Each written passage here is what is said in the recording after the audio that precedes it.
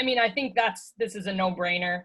A little background, I teach a functional life skills class of many classes that I teach with kids with autism. And I always start sort of our year talking about joining clubs and being an athlete and how these things sort of tie into your academic and your career successes. And one big thing that I learned at Suffolk that I use a lot is sort of a growth mindset, and how, failures help us grow, and that actually, without failures, we probably wouldn't be where we are today. I know I've failed at many things in my life, and I would say I'm a pretty successful educator and I make great relationships with my friends, but it took me a while to get to where I am and to see that success. I mean, of course, teamwork and dedication, time management, all of those things, I learned through college, I learned through playing sports in high school. And I think it's just part of being an athlete and being a successful community member. Great, thank you. Laura, how about you? So I just want to add to the second question that we just had, because again, I don't know if this is something that still happens at Suffolk. I went to a job fair at Suffolk one time when I think I was in my senior year, and that's actually how I got into working for the government, because there was a panelist at the job fair, and I just went up to him. It was because my roommate pushed me. I was a nervous senior in college, and she was like, just go up to him, give him your resume, and see what happens from there. And it's ironic that he was on the panelist, and I ended up getting the job, and I work on audits with him now. So it's funny because he also went to Suffolk.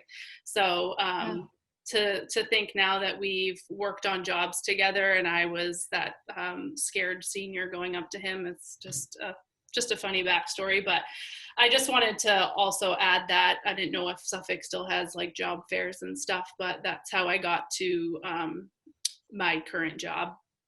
So to answer your third question, I would agree with Kelly, and also I'd like to add that it's helped me be organized, because you're juggling so many different things when you're in college, and your time management skills are essential, because you have to plan out your classes and you have to make sure you're at practice on time. And I think being organized has really helped me in my field now, because with audits, you're just, you get so much documentation, and you have to hold so many interviews with different auditees. So I think it's really helped me to be organized in my field now.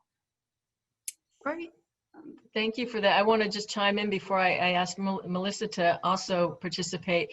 I think it's interesting what you said about being organized, because I remember the statistic that student athletes' GPAs always are higher during season than off season. And it's because we're so disciplined during season. We know what we have to do, when we have to do it, where to be. It's during the off season that the GPAs, if they tend to dip, it's usually at that time. Right. And I'd also like to add, just because my coach is on here now, the constructive criticism that I got from coach when I maybe wasn't performing like I should have, or he just really wanted me to rebound more than I was rebounding.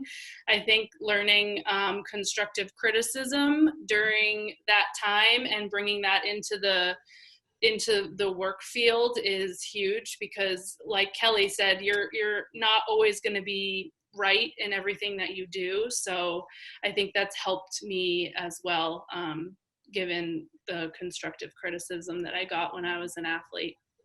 Good point. So thanks, Coach. He says you're welcome. Melissa, would you like to jump in? Of course. First thing I'd like to say is I think a lot of the skills that we have are all so second nature, and until we actually really reflect on them, we don't truly see them as skills. To what Laura just said in terms of the criticism and feedback, or constructive criticism, a lot of that is hindsight, where coach would give me a lot of constructive criticism and feedback, and I didn't always agree with her. Hindsight, she's probably right 98% of the time. And I think as you enter the workforce, being able to take on that type of feedback that you're receiving, being able to think about it, reflect on it, and then make a thoughtful opinion or decision based on that is extremely helpful. I do a lot of hiring and onboarding in my company, and one thing I like is I love hiring Suffolks, and I think a lot of people from Suffolk can agree with that. But the biggest thing that being a student athlete taught me was the ability to be coachable.